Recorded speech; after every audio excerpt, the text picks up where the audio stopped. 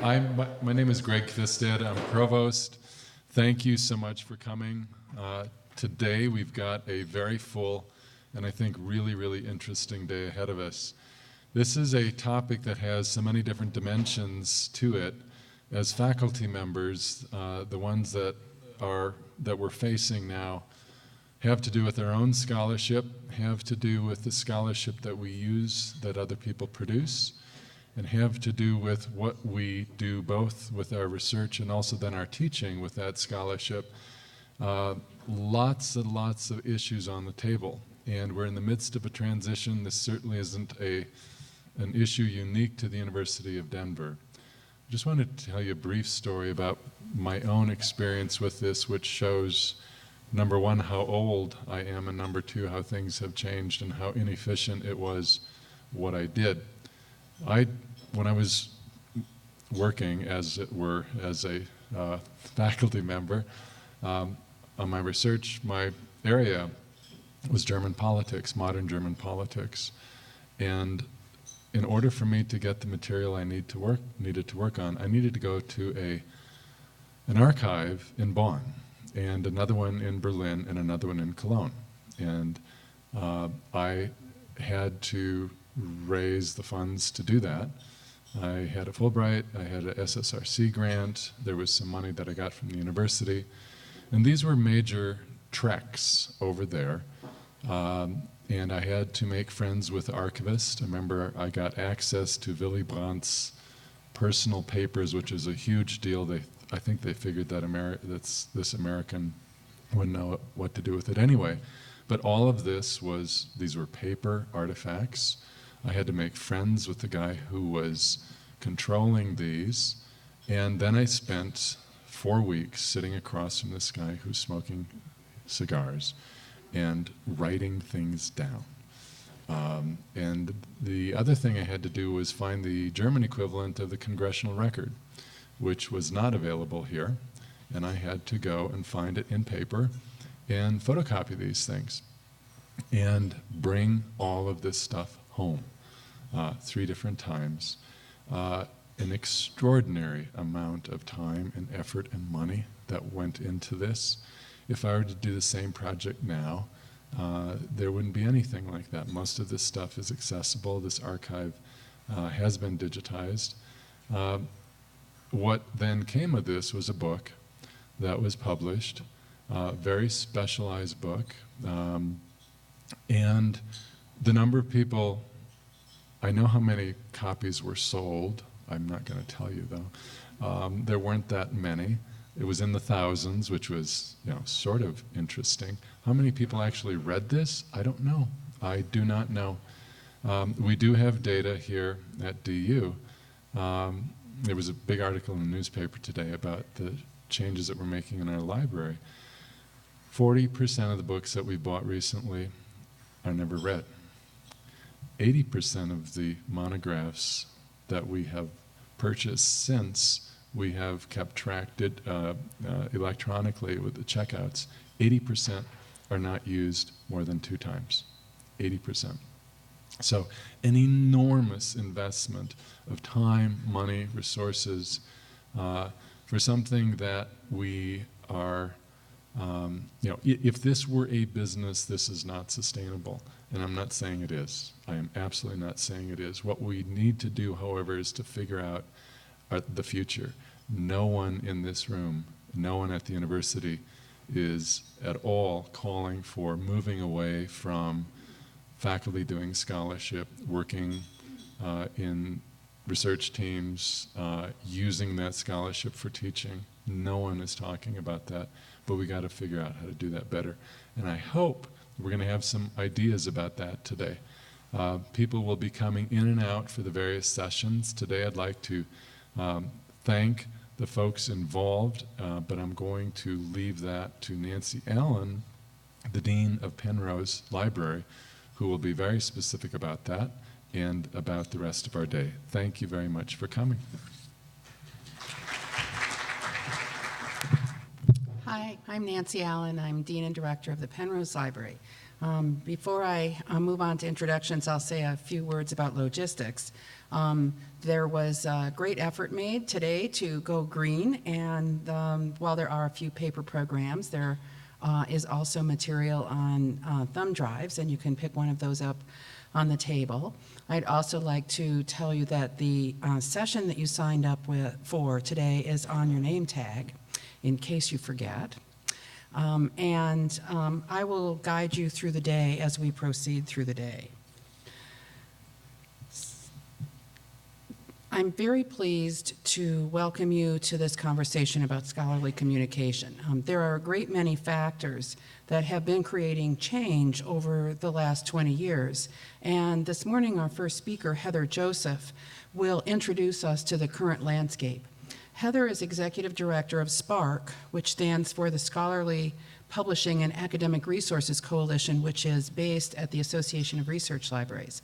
SPARC provides a wealth of information about trends and issues related to the scholarly literature and the way we communicate as scholars, and I commend the SPARC website to you.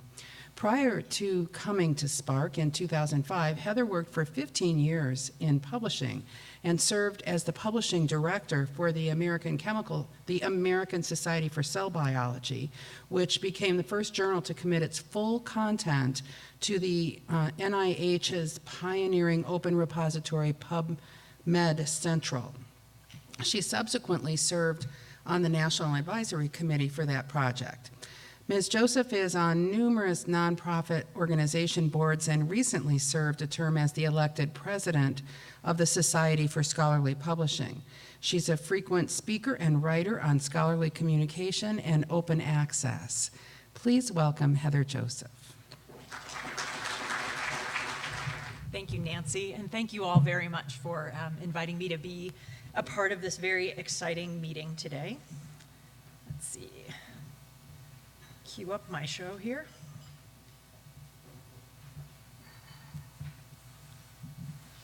There we go. Apologize for the notes. It's been a very busy last few weeks. The last week, I don't know whether you're all aware, was Open Access Week, which was celebrated globally. And it's an event that SPARC has been very involved in promoting. And that did require a little bit of travel. So time zone bingo I'm playing in my body right now. I was in Beijing earlier this week, DC yesterday, and now here. So notes for just in case the brain fails in the middle of thinking about and talking about scholarly communication, which hopefully it won't, because it's a topic that I could talk about all day, but I promise I won't. I promise I'll talk for about 40 minutes. And what I'll cover today is really try to just give you a picture of the current and future scholarly communications landscape. And what I'll do is mainly focus on journals. But I want to emphasize that in talking about scholarly communications, journals are just a starting point. They're really one element in a scholarly ecosystem, but one element where we have a growing body of experience in the sort of open arena with journals. And they're an element that increasingly interacts with other parts of the ecosystem, like open educational resources, open data, emerging new forms of digital scholarly communications. But it's I think, a good place to begin to think about the complexities, the challenges, and certainly the opportunities that are in front of us for thinking a little bit differently about the system. So I'll talk a bit about the status quo, where we are, how we are, and how we traditionally have accessed and used scholarly information. We'll look at some of the changes that have occurred that have both applied tremendous pressure to the scholarly communication system, but also afforded us tremendous new opportunities to change how we interact with this information. I'll also focus primarily on the concept of open access as an enabling strategy for scholarship and the advances that we've seen in implementing both the infrastructure to support a more open system, as well as the culture changes that we've seen that we need to I think do a little bit more work on to make an open system a reality. And then finally, I'll talk a bit about the opportunities that embracing a movement towards open can bring forward, and some of the challenges that hopefully we can spend part of the rest of the day talking about ways to finding ways to address together in order to get towards open. So I'd like to start by talking about why communicating scholarly and scientific information is so important. Scholars and scientists conduct research so that new ideas can be generated, so that discoveries can be uncovered, and that our collective understanding of the world and how we interact with the world can really be enriched. Scholars consider the communication of their results of the research to be an essential part of doing the research itself, of doing the scholarship itself. At a meeting at the National Academies of Sciences, one of my colleagues from the American Society for Cell Biology was talking about the need for scholars to really think about the need to communicate the end results of their research. And he used, sort of the analogy of if a tree falls in a forest, which really struck home for me, and saying if I, as a scientist or a scholar, go through all of the work of designing and conducting an experiment and doing the work, but I don't or I can't tell as many people about what it is that I found out, what was the point of me doing that research in the first place? What was the point of me doing that scholarship in the first place?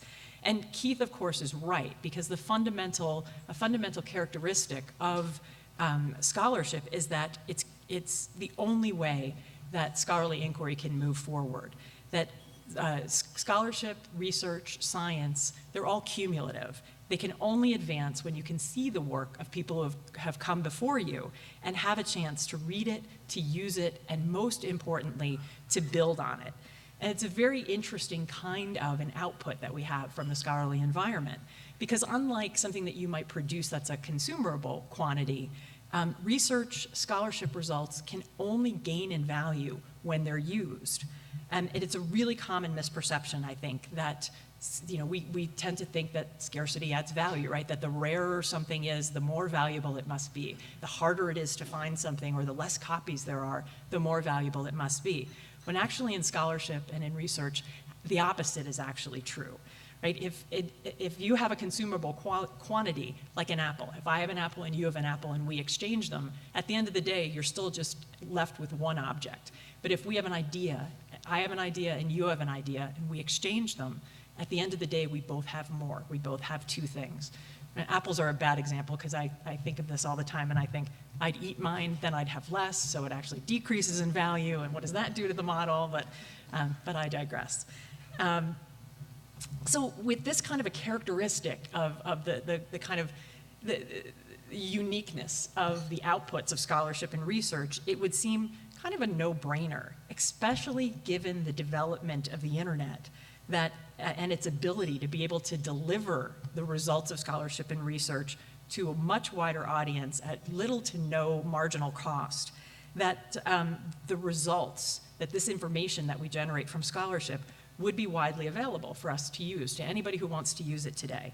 But the reality today is that that's simply not the case in most places. The reality is that articles, particularly articles that are published in scholarly journals, aren't readily accessible to the broadest possible community of users who might want to get to them. Currently, the only way to access these articles is really through purchasing them from scholarly publishers. And for so many people, access to these articles is prohibited by the cost.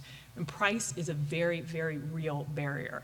I think people are very surprised to see what some of the price tags look like to actually getting access to journals. So one way to think about this is you can subscribe to 1 year of access to the Journal of Econometrics for the same price that you could buy a nice new Apple laptop, which is very appealing to me.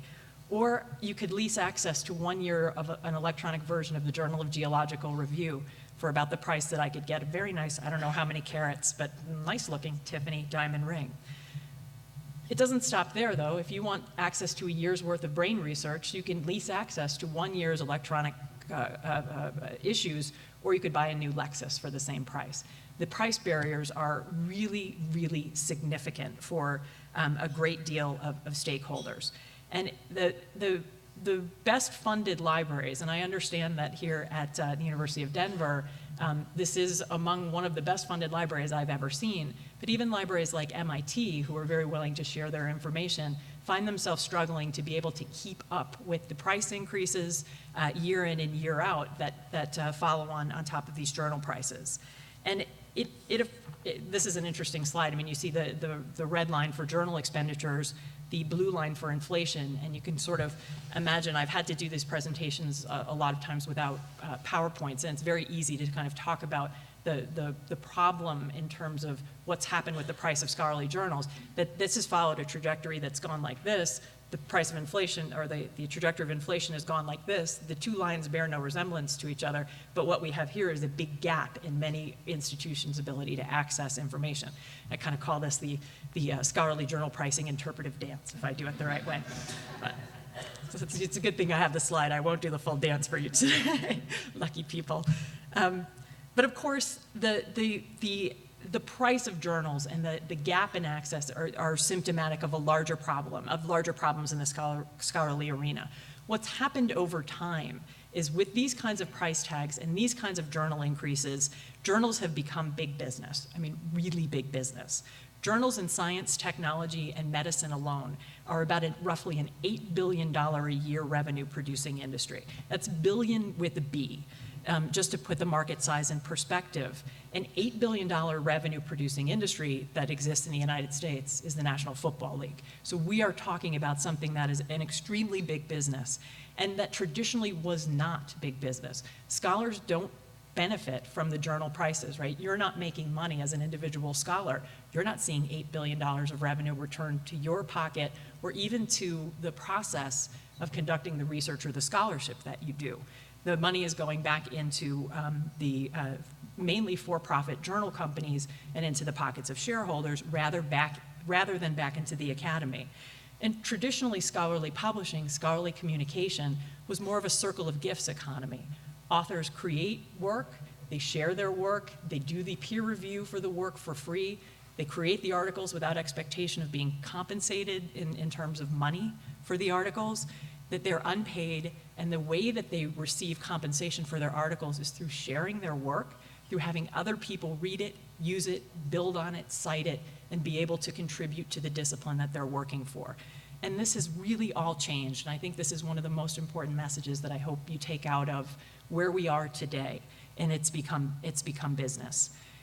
And because libraries, academic and research libraries, represent about 80% of the revenue base of an average journal, we know what we have here is an unsupportable, unsustainable system over the long run, right? And you kind of go back to the idea, this is what's happening, library budgets are not keeping pace, the increases in inflation are not keeping pace with that journal line. We have this type of an industry. We have a system that's unsupportable, unsustainable, and should be considered unacceptable to most scholars. So enabling better and more equitable access to this information isn't a small challenge, but I think it's an absolutely necessary challenge for us to embrace and to work together on.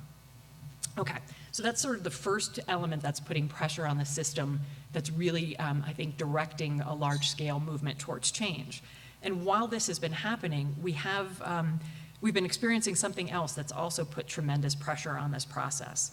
We're in the middle of an information explosion. The amount and the nature of the information that's being generated as a result of scholarship and research is just simply exploding. And the conduct of research in just about any discipline that you can name has become increasingly digital. And so have the outputs of that research, right? So the amount of digital data and the articles that correspond with that digital data has truly exploded. And it's really putting pressure on researchers to try to find new ways to interpret, to interact and to interpret and really make sense of all of this information. There's a book that came out fairly recently from Jim Gray, who was a senior researcher at Microsoft, who's actually proposed that the idea that we're moving into sort of a fourth paradigm for how science and scholarship are conducted, and it's called data-intensive discovery, that what we're really looking at now is an era where what we're faced with as scholars is making sense of information in an increasingly digital environment, and in an environment where the amount of that data is simply overwhelming. I think there's a great example for looking at the pace of this increase. Don't worry about this, this will make sense in just a moment. This is actually a slide that I borrowed from the former director of the National Institutes of Health, Dr. Elias Zerhouni. And he was illustrating what's happened in a very short period of time once we're moving into, we move into an area where digital discoveries can be enabled. This is an example from the genomics environment. This is a snippet of a piece from the Human Genome Project. And in 2005, when mapping the genome was just being completed, we were able to, the researchers were able to begin to associate disease-specific conditions with portions of the genome. And in 2005, there was a big breakthrough where one disease-specific condition was actually identified that could relate to a specific part of the human genome, and this was a gene for macular degeneration. What ended up happening and what has continued happening over time is that in 2006, that quadrupled, right? There's four more disease-specific conditions that were identified. In the first quarter alone of 2007, that pace continued. In the second quarter, in the third quarter, in the fourth quarter, in the beginning of 2008, and then in the second quarter of 2008. You see what happens to the pace, right? It's not linear. It's not going up a tiny little bit, a step at a time. The pace of change, the pace of discovery is exponential. And we see that curve mirrored in discipline after discipline. Subsequently, what ended up happening, submissions to GenBank went up on this curve. This is a curve that you'll see about the increase in data generated in just about any discipline that you can think of. This curve exists in astronomy. This curve exists in other disciplines. With this exponential growth, I think one of the outcomes has been that no single individual can possibly be expected to read and make sense of of all of the articles that are going to be generated as a result of this amount of information. While the amount of data that's generated may be going up on an exponential curve, the average capacity of the human being stays the same, right? I credit my colleague Cameron Nealon for this comment. He's like, well, data is generated like this, it's going up exponentially, yet I still have only one brain, you know, help me. It's really an important thing to realize that we're doing scholarship in a digital age, and that means that not only do we need to think about accessibility of this information for ourselves as humans, we need to think about enabling accessibility and usability of this information for a whole other layer of readers to help us, for computers. We need to make this stuff machine readable, machine usable, to help us do our work in a way that is going to allow us to make sense of the world around us and to continue to thrive as scholars. The only way, really, to truly make sense of this glut of information, and I mean glut in the best possible sense, you know, it's a richness, it's a fantastic opportunity that we have in front of us. But the only way to make sense of this, the articles, the underlying data, to be able to connect everything, is really to apply the power of networks to this kind of information. And I mean networks of people, yes, of course, networks of scholars. We need as many brains looking at this on an individual level as humanly possible, and we also need as many computers enabled to look at this as humanly possible. It sounds simple and elegant, and yet it's a fairly difficult problem to get our minds around, but it does give us the opportunity, I think, to do something that we've never had the chance, really, in our history before to do. It really gives us the first major opportunity that we have to improve the collective long-term memory of science and to create a collective short-term working memory. Really build a conversational commons, I like the way Michael Nielsen puts this, for the most rapid collaborative development of ideas and advancement of our disciplines that we've ever had before. And in order to enable this, right, we have to be sure that we can get to the information and that we can work with it smoothly. We now means the collective we, us and the machines that we're working on, us and computers. And to do this, we have to take down the price barriers that we talked about earlier. We have to make sure that this stuff is formatted and tagged properly. It has to be interoperable, right? It has to be located and be in places that we can get to and computers can get to smoothly and interact with smoothly. And it also has to have legal barriers taken down. We have to have permission, ourselves and also the machines that we're working on, to get from one database to another, to get from one article to another, to seamlessly be able to make the connections and the kind of links that we want to make to be able to go forward. So when we're thinking about enabling this new kind of system that takes these barriers down, We use the prism and the ultimate sort of vision of open access as a way to describe a system where these barriers are removed and scholars have a freedom of movement and a freedom of ability to access and interact with information on a free basis. When we're talking about open access, what we're talking about is the free, immediate availability on the public internet of just that subset, though, very importantly, of information that scholars have traditionally produced without expectation of payment. When we're talking about open access, when Spark talks about it, we're talking about journal articles and some layer of scholarly monographs. We're not talking about texts and materials that scholars receive royalties for. This is really talking about this very specific layer of information on the internet. And what we want to have happen in an open access system is for this information to be immediately available to people, but also to read, but also to fully interact with. We want people to have the permission to be able to download, to copy, to distribute, to crawl for indexing, to pass this software, to data mine, to really use as fully as possible in the digital environment. And I don't think you can overstate the importance of our ability to think about doing this and the opportunity that we have in front of us to enable this kind of a system to come into being right now. There was a congressional hearing on the issue of access to information, specifically public access to publicly funded information on July 29th of this year. And one of the people that testified was a 1993 laureate in, Nobel laureate in medicine and physiology, Sir Richard Roberts. And he testified in front of Congress that in his opinion, the open access movement is one of the single most important initiatives currently underway within the scientific community. So I think having the Nobel Prize-winning scientists come out and talk about it in these kinds of terms underscores the kind of opportunity that we have, I think, in front of us. Okay, so first and foremost, since we're talking about really addressing the limitations of access and usability of articles that appear in journals, what I want to spend a little bit of time talking about now is the infrastructure that's been put into place and the progress that I think we've made to date in enabling a system of open access to begin to be established and begin really to be positioned to flourish in the scholarly community. Because we're talking about journals and because we're talking about creating an alternative to subscription access journals, having an infrastructure in place that gives researchers choices for things to publish in besides just traditional subscription access journals is obviously a critically important piece of the infrastructure. When we first started talking about open access in 2002, there were a handful, there were maybe a couple of dozen open access journals that were available for scholars to consider to publish their work in rather than subscription access journals. And this is just a snapshot of the directory of open access journals from, I think it's late last week. There's now about 5,500 open access scholarly journals that are in existence for scholars to choose from to place their work in. They exist in just about every discipline that you can imagine, and they're being published in different venues in different countries all around the world.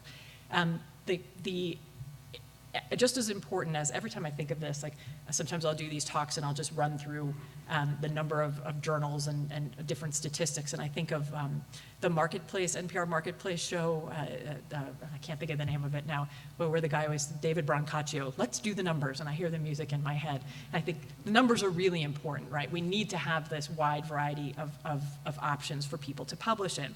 But just as important as the number of journals is the quality of the journals themselves, right? Scholars want high quality options. They don't just want a range of, great, there's a journal, but is it gonna get me where I need to be as an individual scholar? What we're beginning to see is an increase in the quality of the journals that are being published, journals that are published under open access models by organizations like the Public Library of Science, Biomed Central, Copernicus Press, different Oxford University Press, different individual scholarly publishers are beginning to get impact factors that are in some cases higher than traditional subscription access journals, and certainly showing that they can be competitive. They're not all, like every journal that's listed here clearly does not have an impact factor, or clearly does not have the best impact factor. But what we're seeing is a layer of infrastructure that's beginning to be as robust as the traditional subscription access journals, providing a choice, right? Providing a different option for scholars to publish in.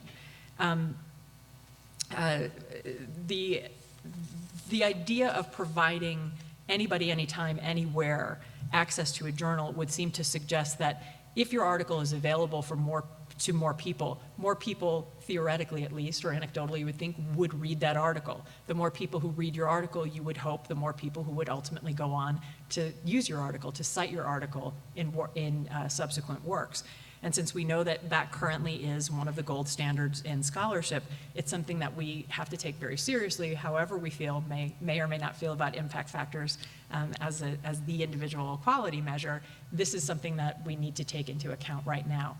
And what we're seeing is an increase in studies that are taking a look at whether or not this actually is true, right? If you make your article available under an open access model, will more people read it? Will there be a citation advantage? And I think the jury is out on what that advantage will look like, but increasingly we are seeing that there is, in fact, some measure in most disciplines of an advantage that more people will look at your article and more people ultimately will cite your article if you make it available in an open access environment. And that's, after all, what open access is really designed to do, to take down barriers to scholarship so it can be advanced by being more rapidly and widely used and built upon. So the second layer of infrastructure that I think is really important and that's been put into place to help support open access is the advent of institutional repositories, digital repositories. They also provide an important structure that allows the wide, free digital dissemination of research results. And this slide is a mashup of the Directory of Open Access Repositories and Google Earth, right, that shows the proliferation of digital repositories. There's about 1,700 of them now in academic, research, government, and funding institutions really around the world. And they provide a great place for scholars to place the results of research, whether it's digital journal articles or other results that might come out of your scholarship and research. I think the repository movement is crucially important to supporting the ongoing work towards a full open scholarship system, not just an open access journal publishing system. If you can't find out of the 5,500 open access journals the perfect outlet for you to place to publish your article, you still as a scholar have an option to publish in a traditional journal and then place a copy of your digital article in an open access repository, set the access conditions to that article to as open as you possibly can, and enable it to be part of an open scholarship ecosystem. I think digital repositories, again, are part of an infrastructure that clearly is expanding around the world. Clearly, it's part of a global movement towards creating an interconnected system of scholarship. And again, I think one of the most important characteristics is that it can support not only provide a portal to access and to interact with scholarly articles, but also with other outputs of the research process that are increasingly becoming important and that we want to be able to connect our journal articles to, like open data, open educational resources, other kinds of materials that scholars and campuses want to be able to have available under open conditions and to be connected with other resources. Open notebook science. There's a growing movement of people who are actually trying to work in an open setting from start to finish in the way that they work with their materials. And it also, I think, digital repositories provide a fantastic outlet to connect the outputs of our research with a much wider world. They're a great outlet for people to be able to enable a new layer of readers to begin to interact with materials. I think the idea of citizen science and citizen scholarship, Galaxy Zoo, I think, is a good example of this, where amateur astronomers are invited to interact with scholarly information that's collected by the scientific community, but then also to collect their own scholarly information and contribute to an open, ongoing project that results in high-quality research. Really fantastic opportunities for us to think about new ways that the outputs of our scholarship can not only be accessed, but also used. So I think we've made some really good progress over the last really 6 or 7 years in terms of enabling the physical infrastructure and beginning to come up with examples of how this physical infrastructure can be used to create a more open system that supports scholarship. But the underlying cultural and behavioral changes that are required to make this, really fully a reality and embraced on our campuses and worldwide have required a little bit more time and effort, and I think have moved a bit more slowly, although we've seen a lot of progress in these arenas as well. And that's what I'd like to talk about in the time that I have left. The most important piece of cultural change, I think, or changing the way scholars think about the work that they produce, has been to think about the rights that are associated with the articles that they produce in their daily work. As we talked about earlier, scholarly research authors are traditionally not paid to generate articles. Scholarly articles are generated, again, in the circle of gifts economy, that scholars don't write money. Do you write money? Would be nice, wouldn't it? Note to self, new business model, scholars printing money. Scholars don't write articles for money, right? You write it for the distribution to be able to share. You're paid by having people read, use, and cite your work. Compensation then comes to you. I mean, the money does come in the form of promotion of tenure and of additional funding from funding agencies to support your work. And the traditional quid pro quo that copyright represents, that transferring copyright represents with publishers in a paper-based world, made some sense. It was generally to transfer the whole bundle of copyrights to a publisher in exchange for the publisher to provide a service to you, to make your work public, right? To publish, to get it out there to a wider world. And in a paper-based environment, that made sense, because making your stuff public in a paper-based world was not something that individual scientists, scholars were empowered to do. In a digital world, anybody can publish, make public his or her own work. So authors really have the opportunity to rethink this traditional transaction, transfer of full rights over to a third party, and to determine what rights you, who own the copyright. When you're writing a scholarly article, the copyright is yours and yours alone, unless and until you choose to sign over all or part of it to a third party in exchange for whatever the reciprocal services that they might want to provide to you. And the choice of what you or an author retains can have an enormous effect on how open your work can ultimately be downstream and how people can access and use that work. I think it's been a really interesting paradox. Again, I think Merton has this perfect, that in science and in scholarship, private property is established by having its substance given to other people who might want to make use of it. Really thinking about what we're doing in a legal environment to empower accessibility to our work is a really important thing, right? And copyright has been that traditional transaction.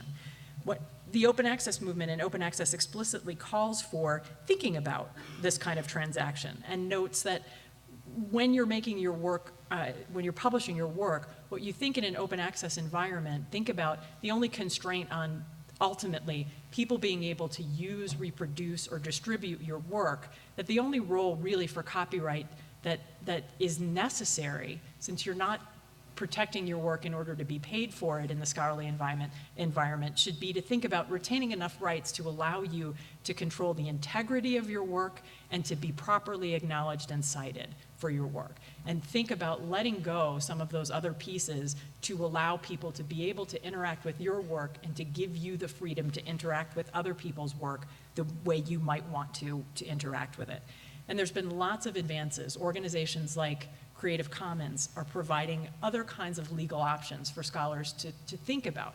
You can choose to, Spark has worked with the Science Commons branch of Creative Commons to give you tools to modify a traditional copyright form using an addendum as an individual author. That's been somewhat successful.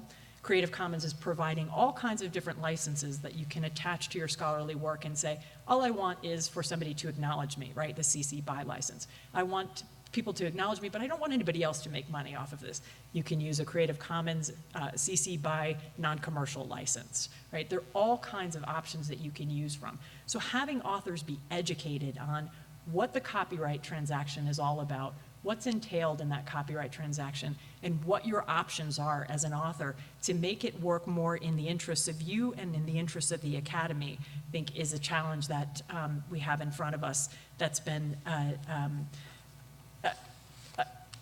a huge opportunity. We're beginning to make progress. The progress has been, I think, a little bit slower than we'd like, but it's really necessary to create the path that we need to have that legal interoperability, that legal barrier taken down to enable a more open system of scholarly communication.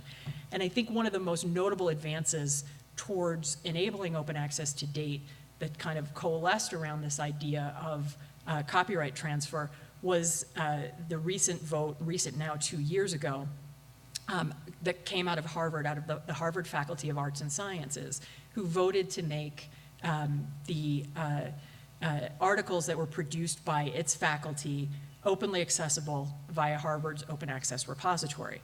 And the policy that the Harvard faculty came up with is simple and elegant and is really based on this notion of rebalancing the copyright transaction with publishers. Harvard faculty members agreed and decided to voluntarily to give Harvard a non-exclusive license to distribute their work in Harvard's digital repository, right? They had the infrastructure in place, they understood the implications of copyright and said, what we're gonna do is to say, Harvard has the right, the non-exclusive irrevocable license to distribute a copy of my article in its repository, and I'm doing this before I sign any copyright transfer agreement with any publisher. So I'm free to enter into a traditional copyright agreement with the exception that a copy of my article will always be made freely accessible via Harvard's repository. And this policy accomplished, this very nice young gentleman is Stuart Schieber, who is a professor of computer sciences at Harvard, who was the faculty member who led the effort to have the faculty senate put this policy into place. And this policy, I think, was really crucial in moving sort of culture change forward. It accomplished two really important things. One, when you're an individual author and I'm talking to you about potentially using an author addendum or considering, examining CC licenses to attach to your articles, you might do that. You might choose to do it, but it's intimidating, it's work for an individual author, and it's difficult in many cases for individual authors to feel comfortable going to their publisher and saying, I feel like I'm challenging you on your publications agreement, and I really want you to publish my article, but I want to retain these rights. We've seen that be a very difficult kind of a transaction for an author to do on a one-off basis. What the Harvard policy did in one fell swoop was to put the institution's power behind individual authors in rebalancing this rights transaction, right? It put the muscle of Harvard behind each negotiation. It's not up to the individual authors anymore. They can just turn around and say, if the journal has any kind of issue with the policy, they don't take it up with me as the individual author, they talk to the Scholarly Communications Office at Harvard. Hugely important.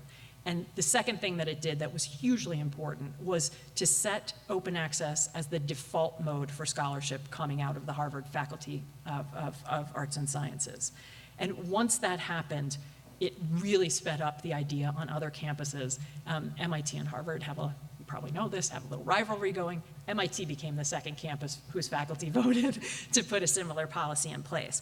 And that we've now seen really, really begin to spread, right?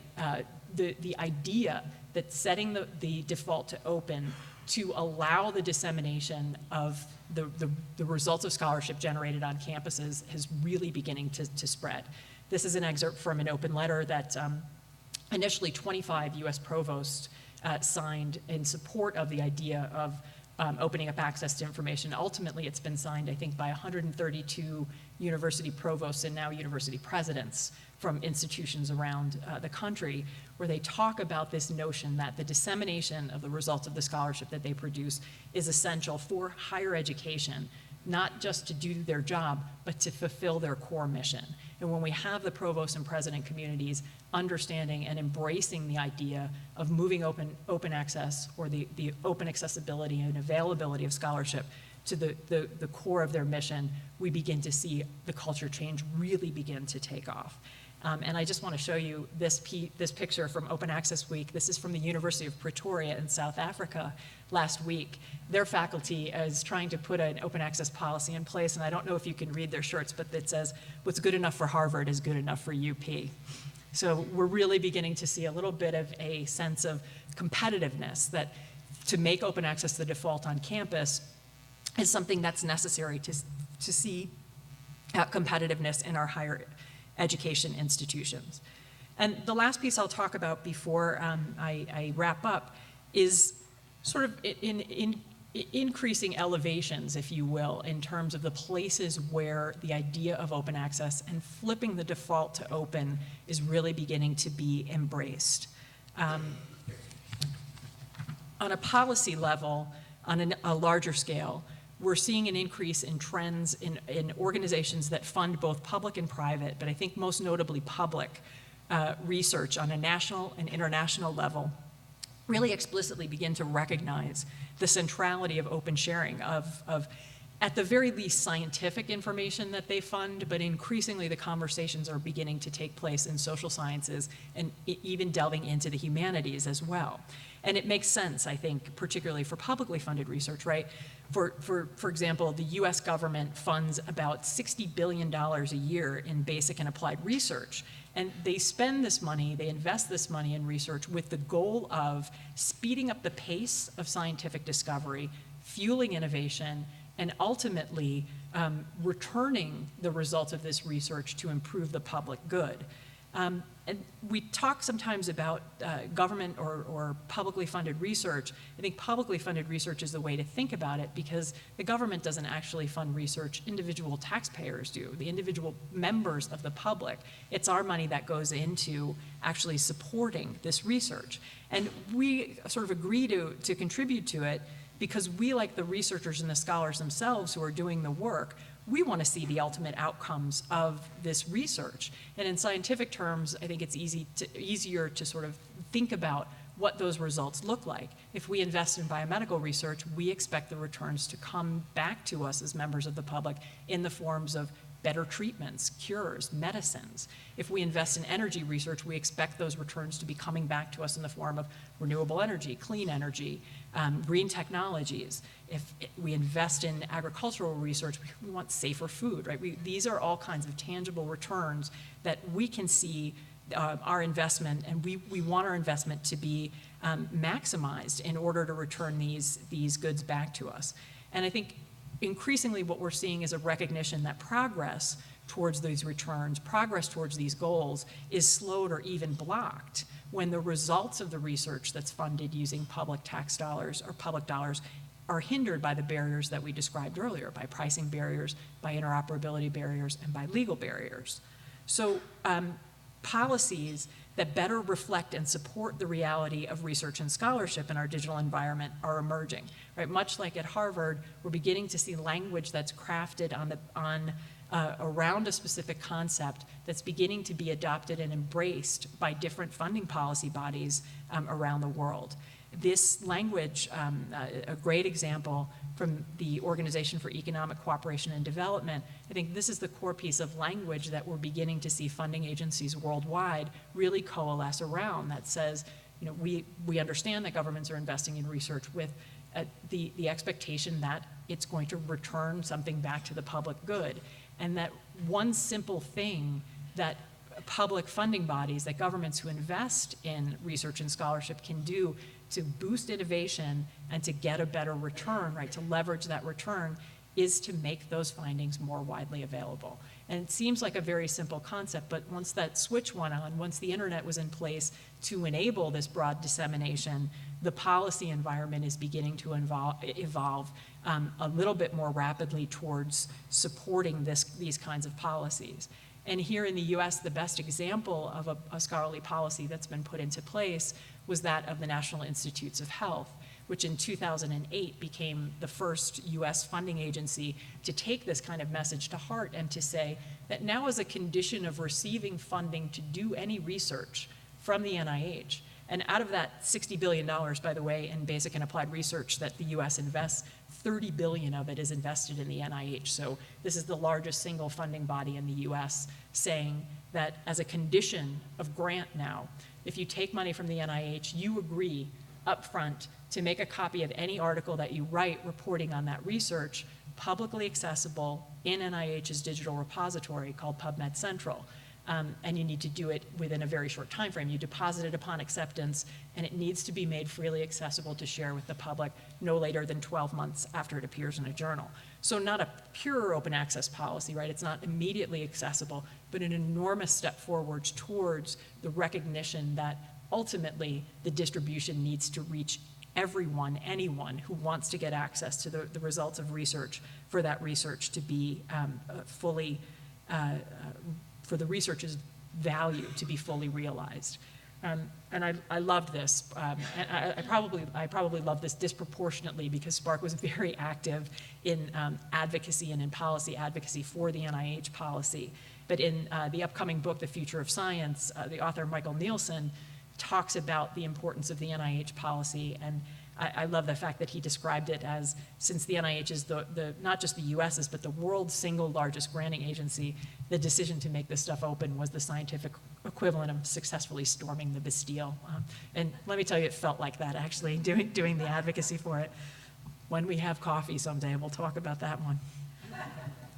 The NIH policy, too, is really important in that now it's been in place for about 2.5 years, and it's been incredibly successful. It's fantastic to actually have data points to be able to point to say, okay, so it's great for you to stand up here and talk about the theoretical importance of making things open. What actually happens when you make a significant corpus of the results of some disciplinary research openly accessible? Do people care? I mean, was Keith right? Like, will it make a difference? Will more people use it? What will happen? Well, in the 2.5 years since the NIH policy has been in place, as a result of that policy, about 700,000 full-text articles are now available in PubMed Central. There's 2 million articles in PMC, but 700,000 are a direct result of the NIH policy. And the usage has gone through the ceiling. Almost 500,000 unique individual users a day hit that database. And I think that's the proof of concept right there, that there is a pent-up demand for this information. Some people would think, well, you know, biomedical articles, who's going to be interested in them? Look at who's interested in them, right? The usage, only 25% comes from the .edu domains. The rest comes from domains outside of the academy. Now, yes, there's going to be some subset in there of scholars who are accessing this information from home, but there's an enormous demand from members of the general public, from small business owners, from people in different sectors who have an interest in this information, who traditionally would have been shut out of access to this information, who now are getting it and who are now picking it up and using it. And I think this is really exciting. These statistics actually came from, again, from congressional testimony at the end of July from NIH. And this, I think, gives people confidence that there's a measurable impact and a potential measurable positive impact to making this stuff available. And that's helped fuel a push to extend this NIH policy potentially to all other federal agencies that fund, right now, scientific research. But there's also discussions of if public access works for the NIH generated material, why shouldn't it work for all other publicly funded material as well? Probably the most single visible example or iteration of the push to consider expanding the NIH policy, other than other pieces of legislation that have been introduced into Congress to do so, is that the White House made an exploration of considering expanding the NIH policy a central component of its open government directive.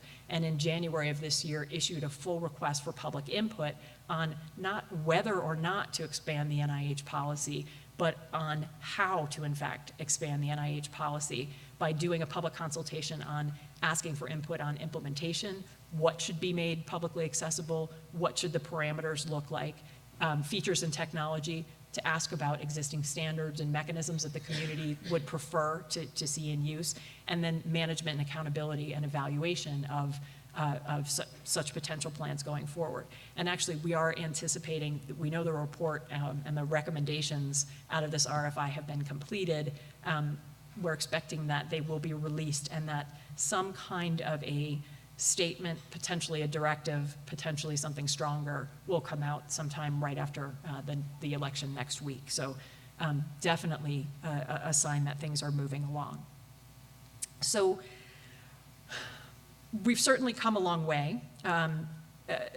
There are, though, I think, still significant challenges ahead of us.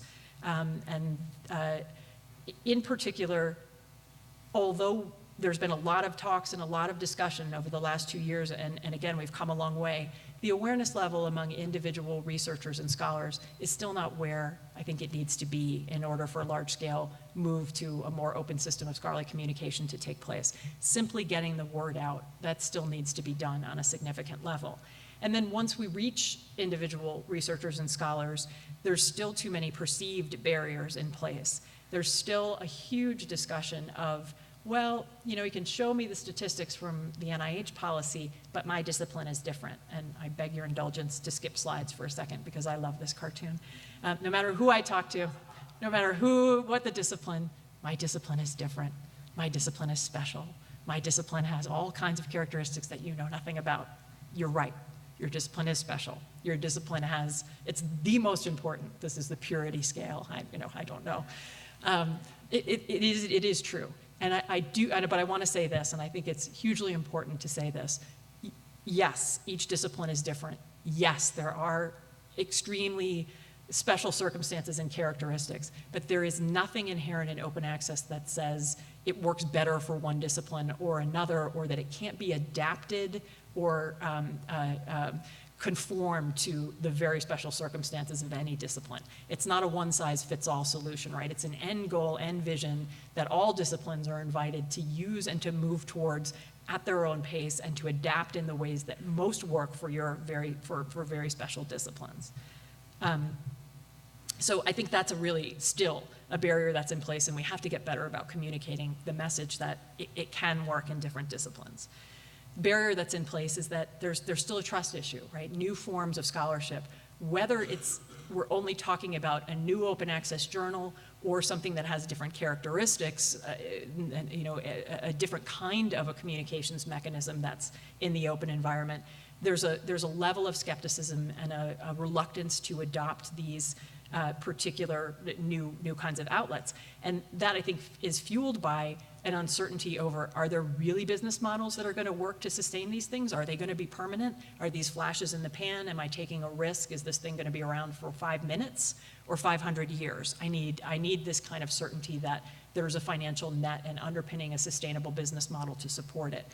And there's also a skepticism and a deep reliance on current impact measures, right? Does this thing have an impact factor? Is it going to get me the recognition that I need in order to advance in my career? And I think that feeds into the barrier that is the biggest challenge that we still have in front of us, and what I know Diane will spend time this afternoon talking about, which is that the incentive and reward structure that we have in place need to be aligned with the goal of open. Right now, they're sort of operating in two very different spaces. They're not interconnected enough to make individual scholars comfortable that the act of making their scholarship open is going to be rewarded in a way that will result in the traditional tenure, promotion, and funding recognition that we depend on for careers to advance. So I think those are the largest challenges that are still in front of us.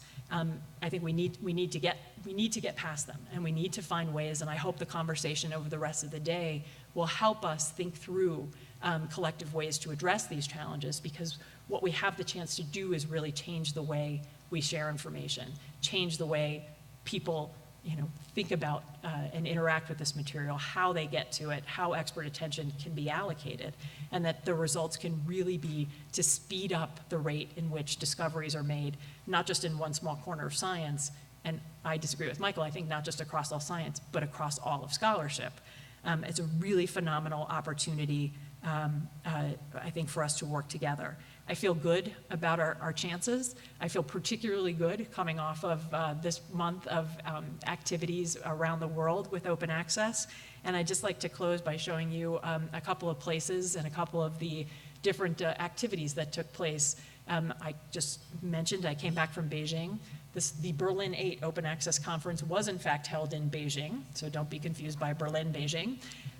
There were more than 400 individuals from the Chinese Academy, 96 individuals from around the world, but the rest were Chinese nationals who came and participated in a 2-day event on opening up access to information and research in China. The Netherlands had a week of activities fueled by open access coffee, which I liked quite a bit. Egypt held a series of events over the course of the week that were among the most well attended. It's amazing to see the Bibliotheca Alexandrina hold open access events. It gives me chills just talking about it here. Our colleagues in Kenya held events. I don't have a waterfall on my campus where I went to school. I'm thinking about seriously rethinking my next higher education venture. Open access in Korea has now taken root and is really extending. Open access in Japan taking off, all sorts of collateral going on. Really a grassroots movement being embraced not only by the library community, but this year we really saw deep inroads into the scholarly and research community in terms of participants. 91 countries around the world had held events for Open Access Week that reached, we don't know how many people yet, but just given the increase of adoption and the increase in the number of conversations that have been had, it does make me a little bit more confident that combining the advances that we've made in the physical infrastructure, journals, repositories, education in terms of awareness about what we need to do and what authors have an opportunity to do with controlling the legal destiny of articles, and creating a strong policy underpinning that can help move open from an alternative to a new norm is within our grasp.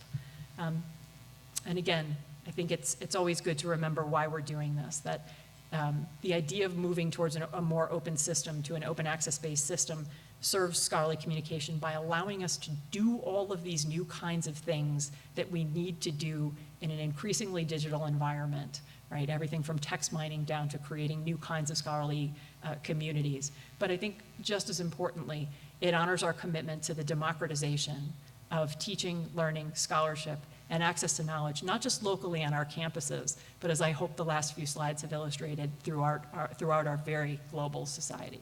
So thank you so much for the opportunity to come and talk to you this morning and for listening so carefully. Thanks.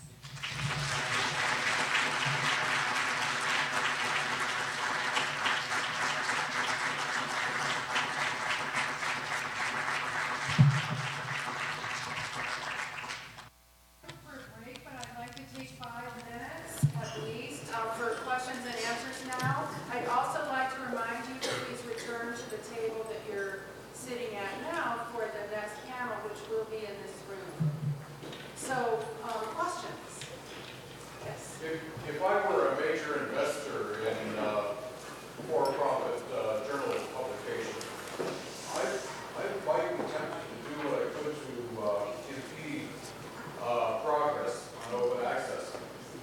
Am I worried too much, or has there actually been any effort at this or any prospect? Are you worried too much about traditional publishers trying to impede, or should you be divesting your large holdings in Elsevier, for example? Well, the answer, are large commercial publishers nervous? Yes. Have they been trying to impede the policy changes? Yes. There's a huge lobbying effort against the NIH policy, for example. However, it's not across the board that commercial publishers are negative on open access. I would say the Elseviers, the Taylor and Francises have not embraced the idea of open access and are more resistant to it. But on the other hand, one of the large STM publishers, Springer Verlag, is moving very aggressively into the open access publishing game as they see it as a potential revenue producer for them. They acquired Biomed Central, and they recently announced Springer Open, which is the attempt to move their subscription access journals into the open access environment. They do see the companies like Public Library of Science and Biomed Central proving that there are business models that are not only sustainable, but also potentially profitable. So I would say it would depend on whose company stock that you owned on whether or not you should divest at this moment. But yeah, they're definitely watching it very closely, and they're very involved.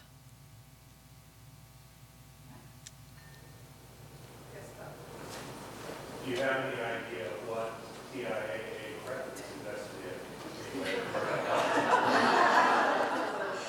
Well, I've worked for nonprofits for my whole life except for 11 months when I worked for a commercial company. So TIAA-CREF is my retirement plan as well. So yes, in fact, I do. They do have a very small portion of stocks that are in the publishing environment, but I wouldn't be worried about it. It's not a significant amount. Yeah.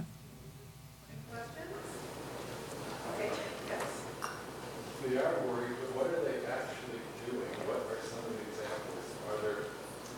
Does the pressure extend to faculty and calculations about how to publish, where to publish?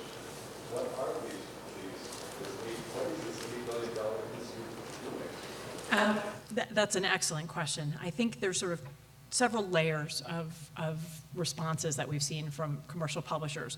The overt pressure against legislation happens in policymakers' offices on Capitol Hill. They have a team of lobbyists, and in fact, several lobbyists who are there pretty much every day, who go into congressional offices and they say that if a policy like the NIH policy is passed, what will happen is that it will reduce the incentive for publishers to invest in editorial processes and peer review. Peer review will collapse, they say.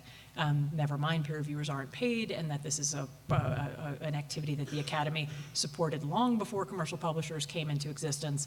That's a message that happens. We will be left with junk science, and the scientific enterprise itself will implode. They make arguments that opening up access to information will make the US less competitive rather than more competitive, because it will give, for example, China access to information and allow it to increase its pace in outstripping our efforts in R&D and in innovation. It will encourage piracy by making this material more readily available to people who have nefarious intents to plagiarize and resell this material. Never mind the fact that there are studies that show that making things more openly accessible actually make it easier to control plagiarism and to detect uses that you don't want to have happen to your material. So there's that layer. In terms of individual authors, what we've seen is not an overt effort to say this is bad, but an increased effort to do two things. One, to say they have a commitment to making your stuff as accessible as possible. Their new watchword is universal access. They won't use open access. They won't use free. They won't use any of those terms, but universal. Finding mechanisms, they call it finding the gap. I always think of the London tube, mind the gap. They're going to find your gap and they're going to mind it, and it's going to be a toll for you to get over that gap, always. But with individual authors, they talk about reinforcing the importance of impact factor and of publishing in the outlets that have the imprimatur, the quality, the benchmark. And I think that's why one of the reasons Diane's talk this afternoon will be so important, and the discussions of the Academy taking back control over what it is that we value that our scholars contribute that can become additional components to impact factor, that can be considered in addition to how often a paper is cited or what the journal title is something that we have the opportunity to really take into our hands and to move the game forward. That takes their strongest argument off the table. Impact is their strongest argument with our individual scholars at this moment. Well, let's thank Heather